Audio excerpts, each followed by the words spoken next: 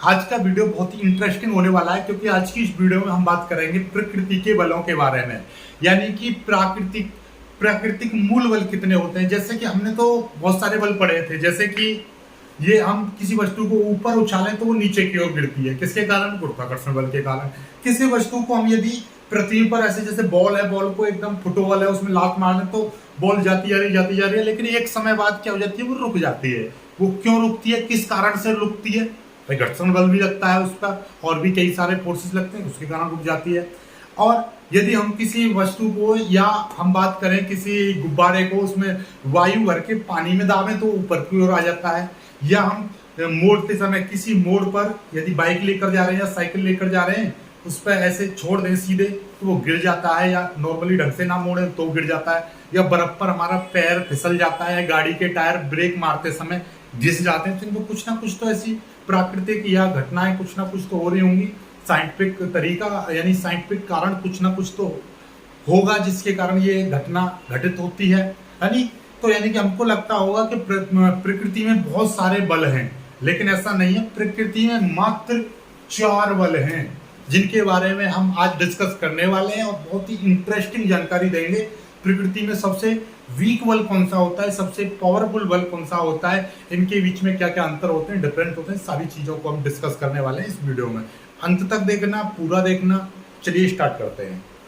देखिए, प्रकृति के मूल बल यानी कि फंडामेंटल फोर्सेस इन नेचर या फंडामेंटल फोर्सेस ऑफ नेचर, यानी प्रकृति में मूल बल कौन से होते हैं या प्राकृतिक बल कौन कौन से होते हैं, इन चीजों पर हम चर्चा करते हैं। देखिएगा, पहली चीज का भैया, प्रकृति में यदि कॉम्पिटिटिव एग्जाम में क्वेश्चन आ जाए, प्रकृति में कितने बल हैं, मूल बल कितने हैं? प्रकृति में मूल बल केवल 4 हैं, बाकी सारे बल इन सभी के क्या हैं?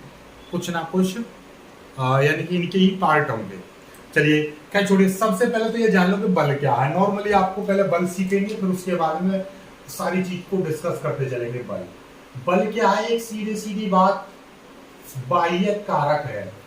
क्या है बल? एक एक्सटर्नल कॉज है। एक्सटर्नल कॉज यानी बाह्य कारक है। ये क्या करता है? ये किसी भी वस्तु की विराम अवस्था, यानी ऐसा समझिएगा, किसी वस्तु की विराम अवस्था, ओके, और गति की अवस्था, या हम कह रहे हैं उसकी आकृति, या उसके हम आकार, या बस इतना ही लिख दीजिए, बस इतना काफी है। किसी वस्तु की विराम अवस्था, या उसकी गति की अवस्था, या उसकी आकृति, या उसके आकार, या उसकी संरचना में क्या कर सकता है? में परिवर्तन कर देता है, परिवर्तन कर देता है, या परिवर्तन का प्रयास करता है। क्या करता है? परिवर्तन का प्रयास करता है। ठीक है, तो मतलब क्या है? यदि मैं अपनी उंगली से इस मार्कर को दाबने का प्रयास कर रहा हूं, लेकिन ये अपनी उसी पोजीशन पर, उसी आकृति पर अटल है, अर्थात ये अपनी पोजीशन को नहीं बदल रहा है, ये टूट नहीं रहा, फूट नहीं रहा, ना ही इसमें कोई अपनी पोजीशन इसने चेंज की। तो मतलब क्या, ये मेरा एक मात्र प्रयास है इसको दाब के तोड़ने का। मैं सोच रहा हूं कि इसको मैं दाबूं तो ये टूट जाएगा, या ये बीच में से दब जाएगा, लेकिन नहीं दब रहा। अब इसी को ही मैं क्या करने लगूं, इस पर एक हथौड़ा मारने लगूं तो ये टूट जाएगा।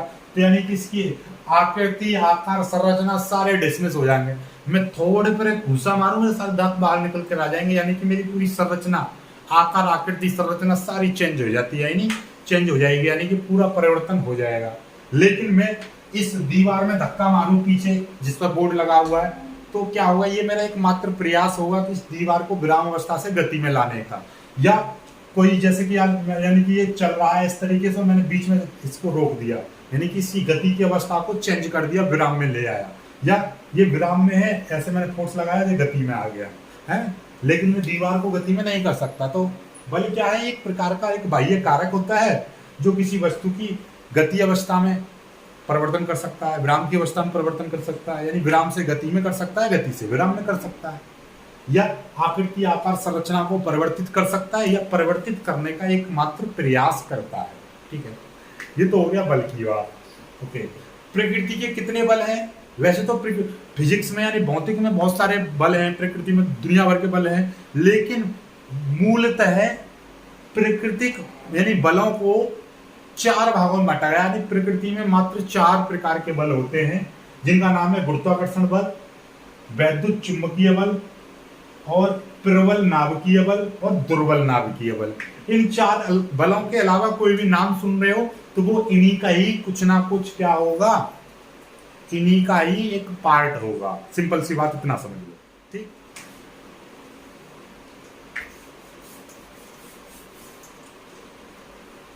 देखिए अब थोड़ा सा इनके बारे में चर्चा कर लेते हैं। पहले इनके बारे में सीखेंगे, फिर इनके बारे में बताएंगे हम कौन सा बल सबसे कमजोर है, कौन सा बल सबसे प्रबल है, कौन से बल की क्या खासियत है, सारी चीज हम इसमें डिस्कस करेंगे। सबसे पहले हम बात करते हैं गुरुत्वाकर्षण बल की। ये बल न्यूटन ने दिया था, ठीक है। और न्यूटन भाई साहब कहते थे, न्यूटन भाई साहब ने अपने एक स्टेटमेंट में बोला कि ब्रह्मांड की प्रत्येक वस्तु या ब्रह्मांड का प्रत्येक वस्तु या प्रत्येक वस्तु में द्रव्यमान होता है। ये सभी लोग जानते हो, आप देखो भाई वस्तु है तो उसमें द्रव्यमान होगा ही होगा। तो न्यूटन भाई साहब ने उसी द्रव्यमान की स्टडी करके बताया कि प्रत्येक 2 वस्तुओं के बीच उनके द्रव्यमान के कारण एक दूसरे पर वो क्या करती हैं, बल आरोपित करती हैं। एक दूसरे के बीच में, उनके बीच में क्या होता है, आकर्षण बल होता है। 2 वस्तुओं में उनके द्रव्यमान के कारण उनके बीच एक आकर्षण बल कार्य करता है, जिसको हम गुरुत्वाकर्षण बल कहते हैं। ये न्यूटन ने बताई थी। जैसे कि मैं कह रहा हूं, देखिए इस मार्कर में कुछ ना कुछ द्रव्यमान होगा, 5 ग्राम, 10 ग्राम, 50 ग्राम। इस मार्कर में भी कुछ ना कुछ होगा। तो न्यूटन भाई साहब ये कह गए कि यदि ये ऐसे रखी हुई है ना, तो इनके बीच में भी एक बल लग रहा है। इस समय भी बल लग रहा है, इनके बीच में भी इस बल लग रहा है, जिसको हम बोलेंगे गुरुत्वाकर्षण बल। तो प्रत्येक वस्तु के बीच, क्योंकि वस्तु है तो उसमें द्रव्यमान होगा, तो प्रत्येक वस्तु के बीच उनके द्रव्यमान के कारण एक क्या लग रहा है, बल लग रहा है। मैं बैठा हूं, मैं यहाँ पे खड़ा हूं और ये बोर्ड है, मेरे और बोर्ड के बीच में भी एक बल लग रहा है, जिसको बोलेंगे गुरुत्वाकर्षण बल। अब ये बल काउंट कैसे किया जाएगा, तो इन्होंने एक सूत्र भी दिया था, ठीक है, गुरुत्वाकर्षण बल का। तो जैसे कि एक वस्तु है जिसका द्रव्यमान m2 है, एक वस्तु है जिसका द्रव्यमान m1 है, यानी कि 50 ग्राम 100 ग्राम कुछ भी, इसका 50 ग्राम 100 ग्राम कुछ भी, और ये एक दूसरे से कितनी दूरी पर, r दूरी पर रखी है। तो इनके बीच लगने वाला जो गुरुत्वाकर्षण बल है F, उन्होंने बताया कि ये वाला जो F है इन दोनों वस्तुओं के द्रव्यमान के गुणनफल के कैसा होगा, अनुक्रमानुपाती होगा। और ये बल इन दोनों वस्तुओं की बीच की दूरी के वर्ग के व्युत्क्रमानुपाती होता है। व्युत्क्रमानुपाती का मतलब क्या होता है, 1/, में लिख देंगे, दूरी, दोनों वस्तुओं के बीच की दूरी के वर्ग के व्युत्क्रमानुपाती होता है। यदि इन दोनों समीकरणों को मिला देते हैं तो ये आ जाता है m1 m2 अपॉन r²। और ये बल का हम यदि इस चिन्ह को हटाते हैं तो ये क्या आ जाता है, नियतांक आता है। तो यहाँ पर नियतांक आएगा g और ये हो जाएगा m1 m2 अपॉन r²। ये चीज आ गई, ठीक है, इतने न्यूटन। तो 2 वस्तुएं हैं जिनका द्रव्यमान m1 m2 है, एक दूसरे से r दूरी पर रखी हुई हैं, तो उनके बीच में जो गुरुत्वाकर्षण बल लगेगा वो कितना लगेगा, F बराबर g m1 m2 upon r²। जहां पर ये g क्या है, g आपका गुरुत्वाकर्षण नियतांक है। ये क्या है, ये गुरुत्वाकर्षण नियतांक होता है। इसको हम सार्वत्रिक यानी सभी वस्तुओं पर लगता है भाई, ये सार्वत्रिक गुरुत्वाकर्षण नियतांक है, सभी पर लगने वाला। और इसका मान जो होता है, इसका मान होता है 6.67 गुणा 10⁻⁻11। इसका मात्रक जरूर याद कर लेना। क्या होता है भाई इसका मात्रक, newton metre square upon kilogram square. ये होता है इसका मात्रक। क्या होता है, newton metre square upon kilogram square. Competitive exam वाले जो कंपटीशन की तैयारी कर रहे हैं स्टूडेंट्स, तो उनके लिए खास बात सुन लो कि भाई गुरुत्वाकर्षण जी क्या होता है, इसको बोलते हैं गुरुत्वाकर्षण नियतांक या सार्वत्रिक गुरुत्वाकर्षण नियतांक। इसका मान कितना होता है, 6.67 गुणा 10⁻⁻11 है।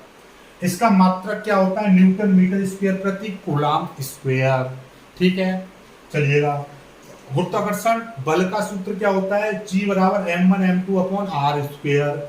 और खास बात, ब्रह्मांड का प्रकृति में पाए जाने वाले सभी बलों में सबसे कमजोर बल, सबसे कमजोर यानी कि सबसे दुर्बल बल कौन सा है, सबसे कमजोर यानी कि सबसे कमजोर बल है भाई ये, ठीक है। यानी कि यही है वीक फोर्स, सबसे वीक फोर्स कौन सा है, गुरुत्वाकर्षण बल। ये देखिए ये गिर रहा है गुरुत्वाकर्षण बल के कारण, ये नहीं, ये तो गुरुत्वीय बल होता है, ये चीज याद रखिएगा, ठीक है।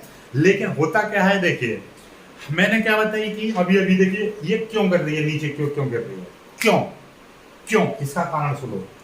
कोई भी वस्तु ऊपर की ओर फेंकते हैं तो वो नीचे की ओर क्यों गिरती है, देखिए ये न्यूटन भाई साहब ने क्या बताई थी, प्रत्येक वस्तु उनके द्रव्यमान के कारण उनके बीच में क्या होता है, आकर्षण बल होता है। ये दोनों मार्कर हैं, ठीक है। अब ये मार्कर चाह रहा है इस मार्कर को अपनी ओर खींचे, ये वाला मार्कर चाह रहा है इस वाले को अपनी ओर खींचे। और क्योंकि हम पृथ्वी पर खड़े हुए हैं तो पृथ्वी चाह रही है कि इन दोनों को नीचे की ओर खींचे। तो इनका द्रव्यमान इतना पावरफुल नहीं है कि पृथ्वी के द्रव्यमान के होते हुए ये आपस में एक दूसरे को आकर्षित कर लें। लेकिन अब ये ऊपर की ओर नीचे की ओर गिर रहा है, क्यों, क्योंकि देखिएगा इसका कारण है कि देखिए मैं आपको बताता हूं इसका कारण क्या है। ये है पृथ्वी, इसका द्रव्यमान कई हजार किलोग्राम और ये 10 ग्राम की चीज मैंने पृथ्वी पर खड़े होकर, ये मैं खड़ा हूं भाई और मैंने अपने हाथ में ये मार्कर ले रखा है, 5 ग्राम का मान लो या 10-15 ग्राम का मान लो, मैंने उठाया, ठीक है। अब क्या होगा, ये पृथ्वी है, ये मैंने मार्कर अपने हाथ से उछाला, जैसे उछाला ये मार्कर यहाँ पर आ गया, इनके बीच में कुछ ना, पृथ्वी और इस मार्कर के बीच में कुछ दूरी है और पृथ्वी क्या चाहेगी, इस मार्कर को अपनी ओर खींचना और ये मार्कर चाहेगा पृथ्वी को अपनी ओर खींचना। लेकिन ये बल गुरुत्वाकर्षण बल है। गुरुत्वाकर्षण बल किसके कारण उत्पन्न होता है, द्रव्यमान के कारण उत्पन्न होता है। किसके कारण, द्रव्यमान के कारण। और द्रव्यमान किस चीज का ज्यादा है, पृथ्वी का ज्यादा है या इस मार्कर का ज्यादा है। आप कहोगे तो मोटा भी बता देगा, मोटी बुद्धि का, कौन, इस मार्कर का ज्यादा है या पृथ्वी का, ऑब्वियसली पृथ्वी का ज्यादा है। तो पृथ्वी इस मार्कर की ओर अपनी ओर खींच लेती है। तो कितनी भी भारी वस्तु ले लो भाई, मैं कह रहा हूँ एक जहाज है, हेलीकॉप्टर का वजन बहुत ज्यादा है, लेकिन पृथ्वी का तो उससे भी ज्यादा है। तो क्या करता है, पृथ्वी क्या करती है, उस हेलीकॉप्टर को यदि वैसे नॉर्मल छोड़ दिया जाए तो उसको भी नीचे की ओर खींच लेगी, है ना, बंद कर दिया जाए तो आसमान में जाते हैं। तो यही चीज है, समझ में आ गई बात। लेकिन पृथ्वी की भी एक सीमा है, गुरुत्वाकर्षण की सीमा है, उससे बाहर निकल जाएगा तो वो कभी नहीं आएगा क्योंकि वो अंतरिक्ष में चला जाएगा, ठीक है। तो याद रखिएगा, ठीक है, समझ में आई बात कुछ, चलिएगा आगे समझ में आई। बाकी इसके ऊपर आगे जब चैप्टर पढ़ाएंगे जब पूरा डिस्कस करेंगे। अभी फिलहाल हम वैसे हमारा मेन टॉपिक मूल बल था, ना कि गुरुत्वाकर्षण बल। गुरुत्वाकर्षण के बारे में इतनी जानकारी बहुत है।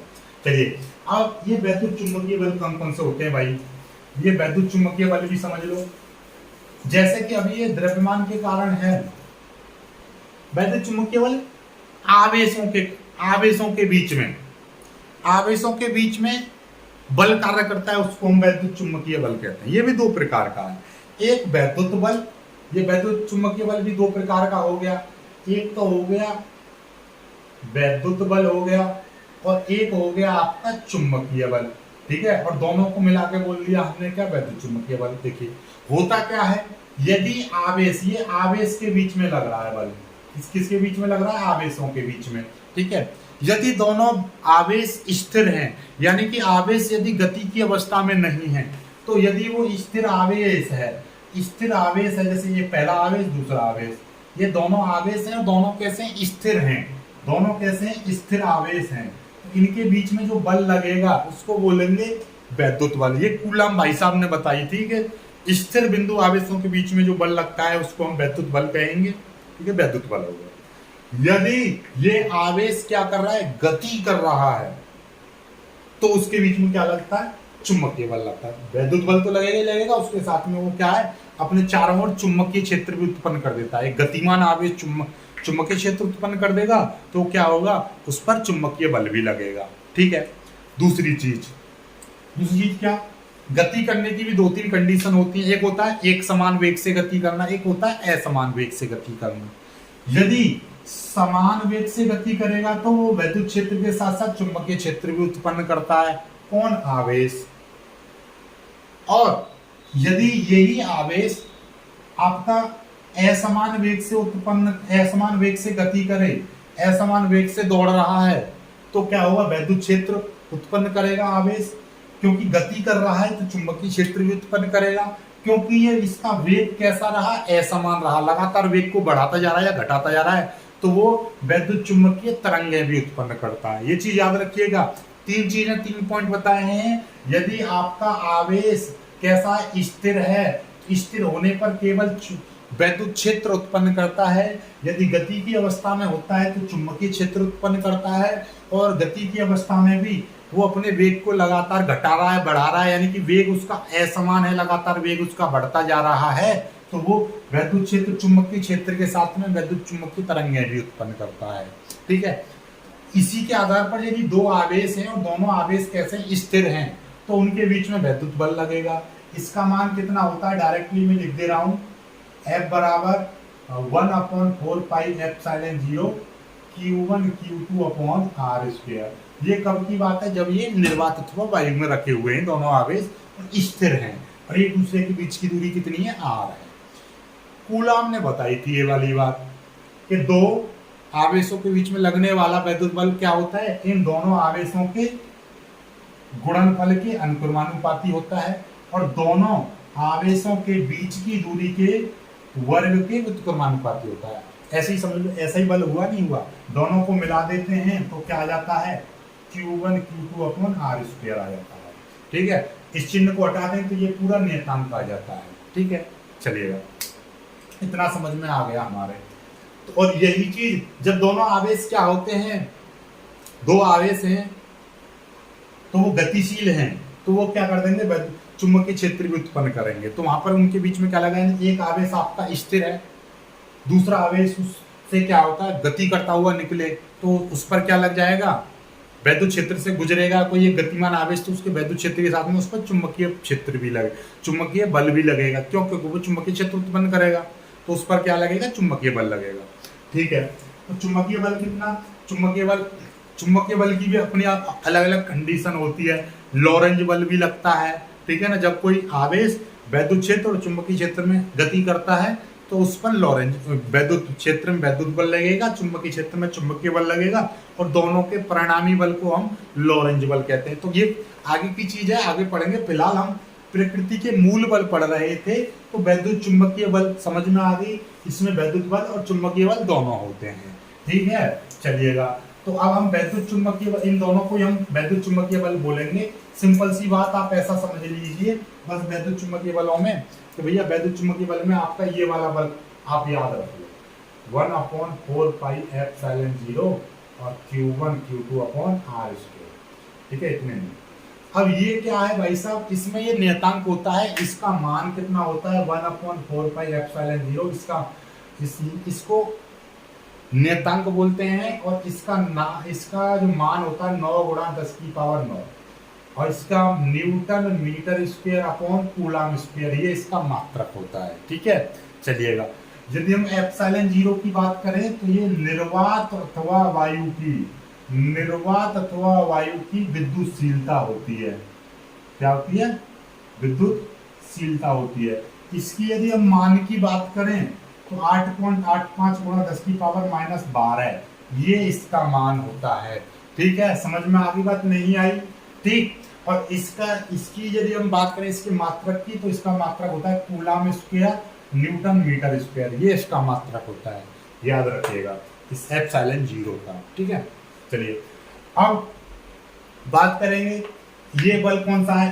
प्रबल नाभिकीय बल, यानी कि नाभिक। आपने समझा था नाभिक के अंदर क्या चीज होती है? देखिए, प्रत्येक वस्तु बहुत सारे कणों से मिलकर बनी होती है। ठीक है, छोटे छोटे कणों से मिलकर बनी होती है।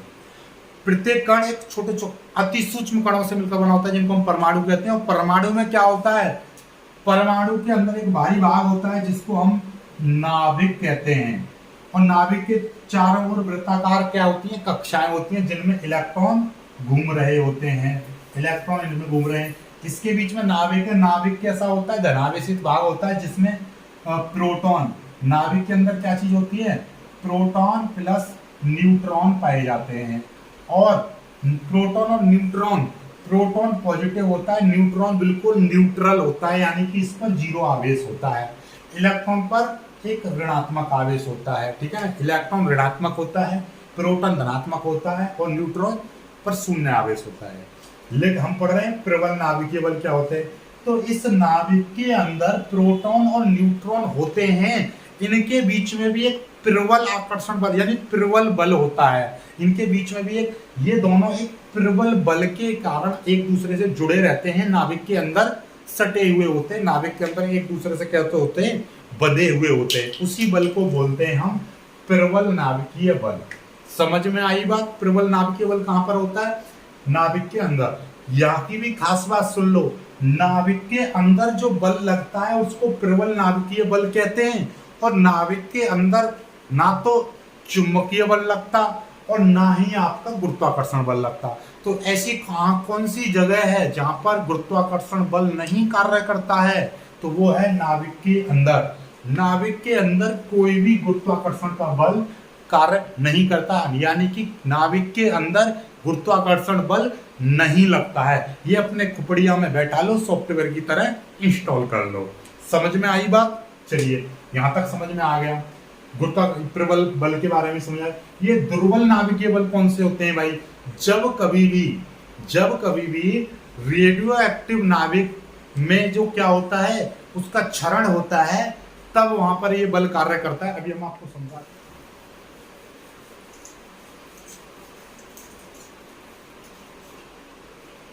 चलिए अब देखिए खास बात सुन लीजिए कि दुर्बल नाभिकीय बल कौन से होते हैं। जब आपका रेडियो एक्टिव पदार्थ है, कोई भी एक रेडियो एक्टिव क्या है, रेडियो एक्टिव पदार्थ है, और इसका एक नाभिक क्या कर रहा है, बीटा किरणें निकाल रहा है। क्या कर रहा है, बीटा किरणें अपनी आप से उत्सर्जित कर रहा है, यानी कि बीटा क्षय हो रहा है। तो रेडियो एक्टिव नाभिक के बीटा क्षय में, और मूल कण तो आप जानते हो, ठीक है, मूल कण, ठीक, तो उनके बीच में जैसे मूल कण एक प्रोटॉन है, बोसान है, ये मूल कण है।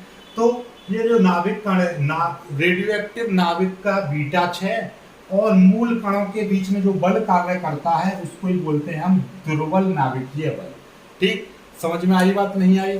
अब जैसे कि नाम से दुर्बल है, तो इसको दुर्बल और कमजोर मत समझ लेना, क्योंकि प्रकृति में पाए जाने वाला सबसे मजबूत और सबसे कमजोर बल तो गुरुत्वाकर्षण बल है।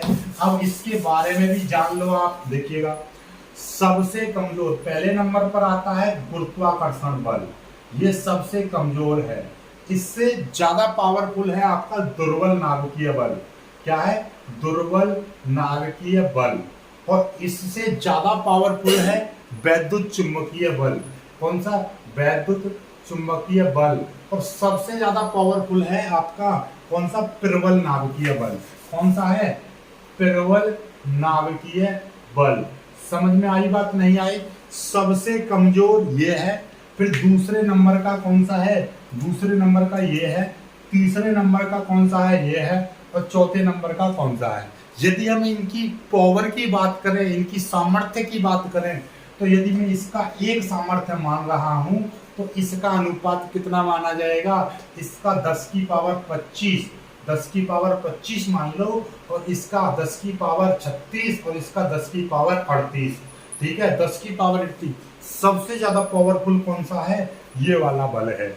कभी कभी क्वेश्चन पूछ लेता है कि ये प्रबल नाभिकीय बल वैद्युत चुंबकीय बल से कितना प्रबल होते हैं। तो इन दोनों के बीच में यदि हम बात करें तो ये वाला जो बल है, ये वाला जो बल, इस वाले ये वाला बल इस वाले बल से कितना है, 100 गुना अधिक प्रबल होता है, क्योंकि 10 की पावर ये 38 है, ये 10 की पावर 36 है। कितने का अंतर आया, 100। तो ये 100 गुना प्रबल होता है। और इसकी तो बात ही मत करो, इससे तो कितने हजार गुना प्रबल है। इससे भी कई हजार गुना प्रबल है। आई थिंक कि आपको आज की जानकारी एक बहुत ही इंटरेस्टिंग लगी होगी, वीडियो बहुत अच्छा लगा होगा। वीडियो अच्छा लगा है तो लाइक करना, शेयर करना, चैनल को सब्सक्राइब जरूर कर लीजिएगा। मिलेंगे कुछ सी वीडियो में एक इंटरेस्टिंग वीडियो के साथ, नई टॉपिक के साथ। तब तक के लिए बाय बाय, जय हिंद।